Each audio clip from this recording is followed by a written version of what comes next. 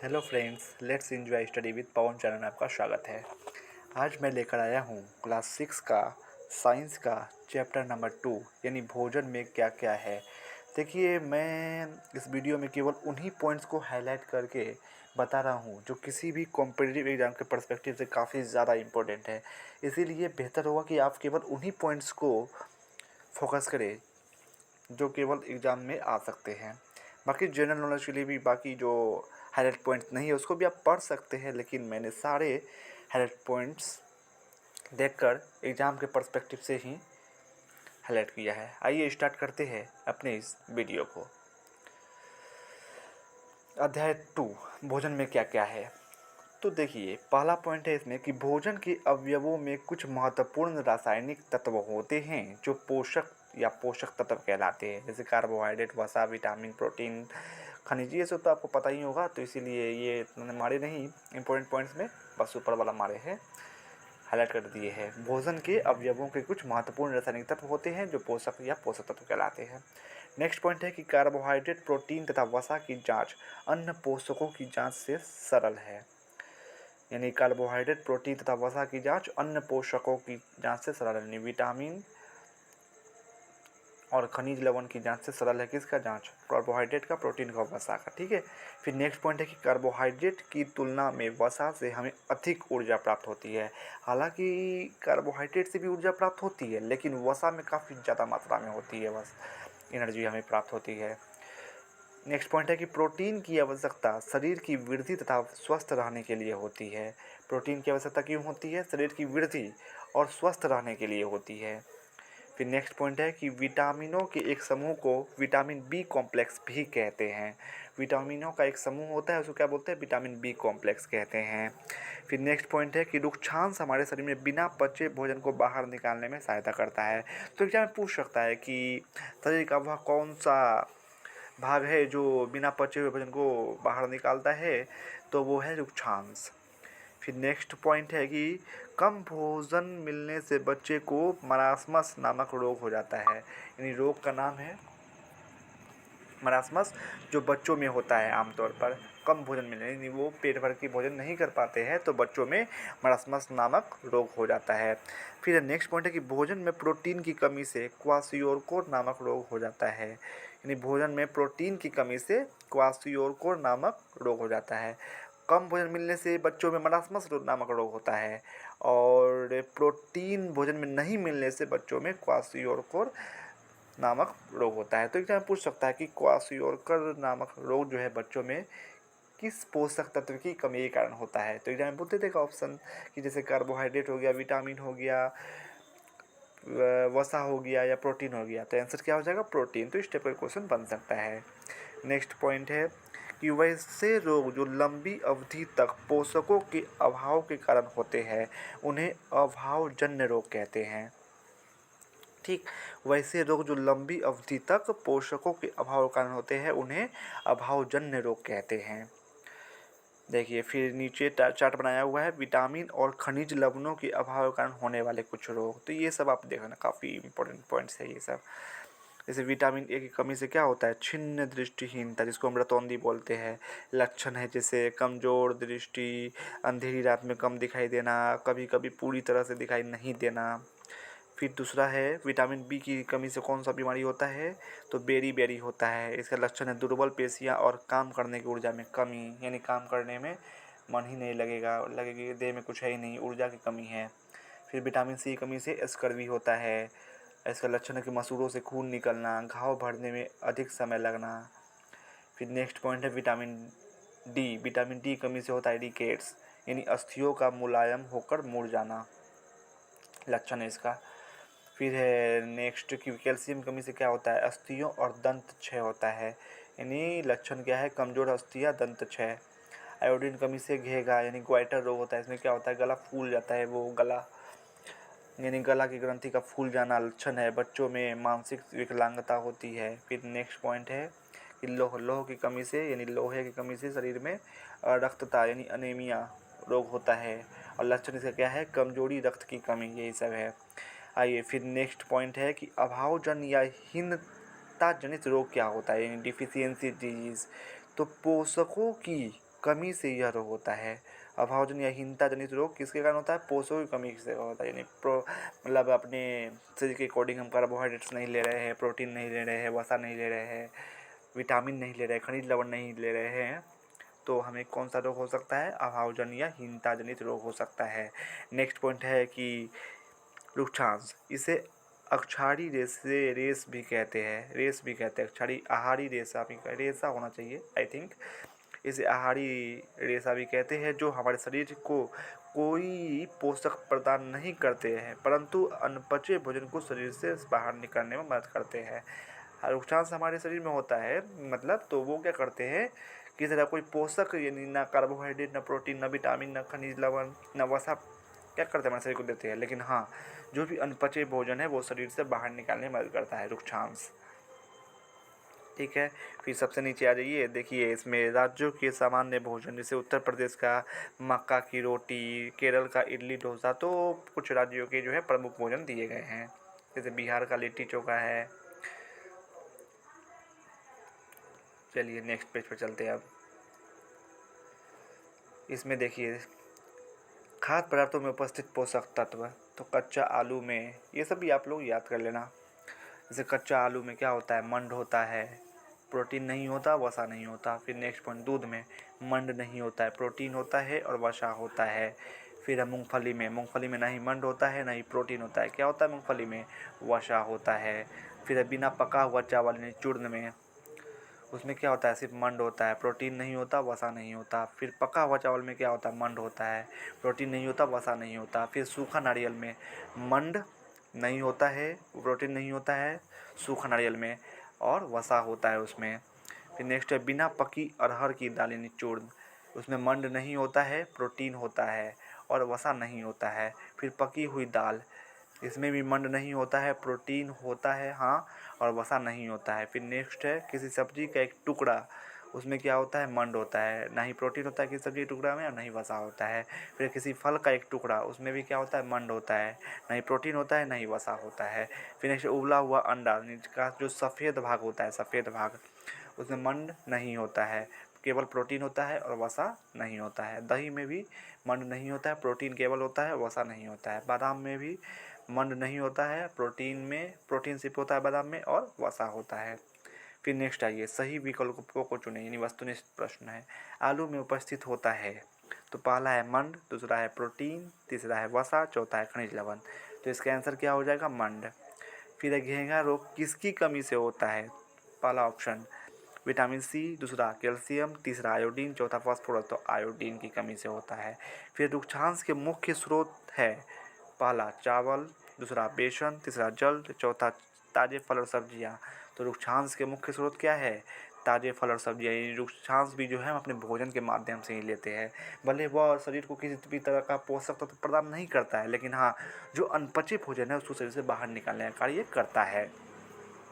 फिर next point है कि भोजन में मंड परीक्षण के दौरान टिंचर आयोडीन के हल्के घोल की कुछ बूंदें मिलाने पर खाद्य पदार्थ का रंग बदल जाता है। पहला ऑप्शन हो जाएगा नीला कि काला, कि नीला या काला, इनमें से कोई नहीं, तो नीला या काला हो जाता है। ठीक है, नीला भी हो सकता है या काला भी हो सकता है। फिर नेक्स्ट पॉइंट है कि ऊर्जा देने वाले पोषक तत्व कहलाते हैं, पहला वसा, दूसरा कार्बोहाइड्रेट, तीसरा वसा एवं कार्बोहाइड्रेट, चौथा इनमें से कोई नहीं, तो वसा एवं कार्बोहाइड्रेट ऐसा ही आंसर हो जाएगा। जैसे नीचे आंसर दिया हुआ है, आप चाहे तो वहाँ से मैच कर सकते हैं। फिर ये प्रश्न 2 पे मिलान कीजिए, ये भी देख लेना है आपको। जैसे विटामिन ए, तो क का क्या हो जाएगा? अंग, यानी दृष्टिहीनता होती है विटामिन ए की कमी से। विटामिन बी की कमी से ख का क्या हो जाएगा? घ, यानी बेरी बेरी होती है। ग विटामिन सी की कमी से क्या होता है? क, यानी स्कर्वी। घ विटामिन डी की कमी से क्या होता है? रिकेट्स। फिर है अंग, आयोडीन की कमी से क्या होता है? घेंघा रोग। आइए नेक्स्ट पैराग्राफ पे चलते हैं। फिर है खाद्य पदार्थों में कौन सा रंग प्रोटीन की उपस्थिति दर्शाता है? खाद्य पदार्थ में कौन सा रंग प्रोटीन की उपस्थिति दर्शाता है? तो बैगनी रंग प्रोटीन की उपस्थिति दर्शाता है। आइए नेक्स्ट पेज पर चलते हैं अब।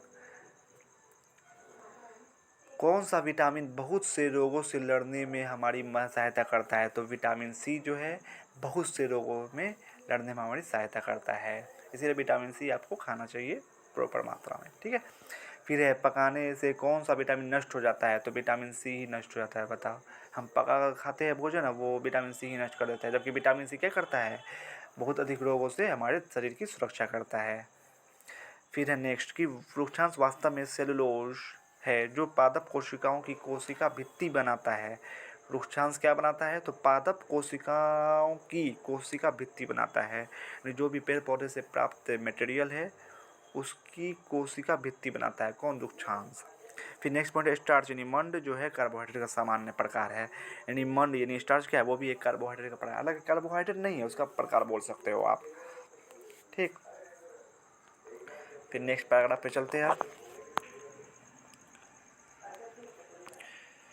अब ड्रॉपर की सहायता से परखनली में 2 बूंद कॉपर सल्फेट का घोल तथा 10 बूंद कास्टिक सोडा का घोल डाला जाता है। अच्छी तरह हिलाकर कुछ मिनट के लिए परखनली को रख दिया जाता है। अब परखनली के पदार्थ को देखा जाता है। यदि पदार्थ का रंग बैंगनी हो गया तो समझा जाता है कि उसमें प्रोटीन उपस्थित है। तो इससे आप शुरू वाला पढ़ लो, प्रोटीन की उपस्थिति की जाँच, ये भी आप पूरा पढ़ लेना, सिर्फ जनरल नॉलेज के लिए, कि प्रोटीन की जाँच के लिए किसी खाद्य पदार्थ की अल्प मात्रा ली जाती है। जैसे हम दाल लिए, ठीक, पका हुआ दाल लिए, जिस खाद्य पदार्थ की जांच अथवा परीक्षण करना है, यदि वह ठोस है तो पहले उसका पेस्ट अथवा चूर्ण बना लें। हम पका हुआ दाल ले रहे हैं ना। खाद्य पदार्थ की अल्प मात्रा को पीसकर या मसल कर उसके चूर्ण को एक साफ प्रणाली में डाल दीजिए और 10 बूंद जल डालकर उसमें मिला दीजिए अच्छी तरह से। अब ड्रॉपर की सहायता से प्रणाली में 2 बूंद कॉपर सल्फेट का घोल, इन दाल में क्या किए हैं, 2 बूंद कॉपर सल्फेट का घोल यानी CuSO4 का घोल डाले हैं और 10 बूंद कास्टिक सोडा यानी NaOH डाले हैं, यानी सोडियम हाइड्रोक्साइड का घोल डाल दिए हैं। फिर उसको अच्छी तरह हिलाकर कुछ मिनट के लिए परखनली को रख दिए, ठीक है, दाल को। अब परखनली के पदार्थ को देखा जाता है। यदि पदार्थ का रंग बैंगनी हो गया, अगर वो दाल का रंग बैंगनी हो गया तो हम समझ जाएंगे कि उस दाल में क्या है, प्रोटीन उपस्थित है। अगर बैंगनी नहीं हुआ, कोई और कलर हुआ या नहीं हुआ उससे मतलब नहीं, अगर बैंगनी नहीं हुआ तो समझ जाएंगे उसमें प्रोटीन नहीं है, ठीक है। फिर नेक्स्ट है कि जल में घुलनशील विटामिन, जैसे इस समूह के मुख्य विटामिन है, यानी विटामिन बी कॉम्प्लेक्स जो है इसमें प्रमुख है। जैसे विटामिन बी कॉम्प्लेक्स में कौन कौन से विटामिन आते हैं, वो विटामिनों का एक ग्रुप है, जिसमें इसमें कौन सा vitamin, vitamin 1, vitamin 2, vitamin 6, vitamin 12, ये सब क्या है, और विटामिन सी जो है, ये सब जो है विटामिन कॉम्प्लेक्स में आते हैं, विटामिन कॉम्प्लेक्स में आते हैं। और ये सारे क्या है, जल में घुलनशील विटामिन है। तो पूछ सकता ऑप्शन दे देगा आपको, अब इसमें कौन सा विटामिन जल में घुलनशील है, कौन सा विटामिन जल में घुलनशील नहीं है, तो ये भी आपको याद रहना चाहिए। अब है फिर दूसरा क्वेश्चन कि वसा में घुलनशील विटामिन कौन कौन है, तो वसा में घुलनशील विटामिन इस समूह के विटामिन हैं, जैसे A, D, E और K जो वसा में घुलनशील होते हैं, यानी vitamin A, vitamin D, vitamin E और विटामिन K जो है वो वसा में घुलनशील होते हैं, ये जल में घुलनशील नहीं होते हैं। फिर नेक्स्ट पॉइंट है कि कार्बन, हाइड्रोजन तथा ऑक्सीजन का बना होता है। क्या वसा के जंतुक तथा पादप स्रोतों का उल्लेख करें। वसा की उपस्थिति क्या दर्शाता है, तो वसा जो है, हाँ आपको बस ये याद रखना कि वसा जो है कार्बन, हाइड्रोजन तथा ऑक्सीजन का बना होता है। फिर आइए वस्तुनिष्ठ प्रश्न पे। निम्नलिखित प्रश्नों के 4 वैकल्पिक उत्तर दिए गए हैं जिनमें केवल एक ही सही है। सही उत्तर के क्रमाक्षर को लिखे। ये शरीर वर्धक भोजन कहलाता है, यानी शरीर की वृद्धि वाला भोजन कौन कहलाता है। पहला ऑप्शन प्रोटीन, दूसरा कार्बोहाइड्रेट, तीसरा वसा, चौथा वृक्षांश। तो प्रोटीन इसका आंसर हो जाएगा, सही आंसर। दूसरा क्वेश्चन है इनमें किस विटामिन की कमी से होने वाला रोग रिकेट्स है। तो विटामिन B1 की कमी से होता है, या विटामिन D, या विटामिन E, या विटामिन A। तो आंसर हो जाएगा इसका सही आंसर विटामिन D। फिर तीसरा क्वेश्चन विटामिन सी बहुतायत में पाया जाता है। पहला नींबू में, दूसरा दूध में, तीसरा कलेजी में, या चौथा पके आम में। नींबू में आंसर हो जाएगा। विटामिन सी जो है बहुतायत में पाया जाता है नींबू में, ठीक है। फिर नेक्स्ट क्वेश्चन है निम्नलिखित किस खाद्य पदार्थ में मंड अधिक मात्रा में पाया जाता है। पहला ऑप्शन अंगूर, दूसरा आलू, तीसरा अंडा, चौथा चीनी। तो आलू हो जाएगा इसका आंसर। फिर पांचवा क्वेश्चन है अंडे के पीले भाग में पाया जाता है। क्या पाया जाता है, पहला वसा, दूसरा कार्बोहाइड्रेट, तीसरा प्रोटीन, चौथा इनमें से कोई नहीं, तो वसा पाया जाता है। छठा क्वेश्चन है शिशुओं में प्रोटीन की कमी से होने वाला रोग है। पहला मरासमस, दूसरा क्वाशियोरकर, तीसरा कुपोषण, चौथा हीनता जनित। तो प्रोटीन की कमी से क्या होता है, क्वाशियोरकर। हाँ, मरासमस किसे कारण होता है, तो बच्चे को यदि पेट भर भोजन नहीं मिल पाता है तो बच्चे को मरासमस रोग हो जाता है, अभी आपने पढ़ा। चलिए नेक्स्ट पेज पर चलते हैं। आयोडीन की कमी से होने वाला रोग है। पहला घेगा, दूसरा रिकेट, तीसरा अरक्तता, चौथा स्कर्वी, अर्थात मतलब खून की कमी। तो आयोडीन की कमी से कौन सा रोग होता है? घेगा, जिसमें गर्दन फूल जाता है ना। मोटापे का कारण क्या है? पहला प्रोटीन, दूसरा वसा, तीसरा कार्बोहाइड्रेट, चौथा विटामिन। तो वसा जो है मोटापे का कारण है, यदि अधिक मात्रा में वसा लेते हैं हम तो मोटा हो जाएंगे। 9वां क्वेश्चन है, दूषित जल पीने से रोग होता है, कौन सा रोग होता है? अतिसार या मलेरिया या टिटनस या तो रतौंधी। तो अतिसार होता है दूषित जल पीने से। 10वां क्वेश्चन है, दूषित भोजन खाने से कौन सी बीमारी नहीं होती है? पहला हैजा, दूसरा डायरिया, तीसरा टाइफाइड, चौथा मलेरिया। तो मलेरिया मच्छर काटने से होती है, बाकी ये 3 बीमारी जो है वो दूषित भोजन करने से होती है, जैसे हैजा, डायरिया, टाइफाइड, ये सब। फिर रिक्त स्थानों की पूर्ति करें। डैश के एक समूह को विटामिन बी कॉम्प्लेक्स कहते हैं। तो विटामिनों के एक समूह को विटामिन बी कॉम्प्लेक्स कहते हैं। हालांकि नीचे आंसर दिया हुआ आप देख सकते हो।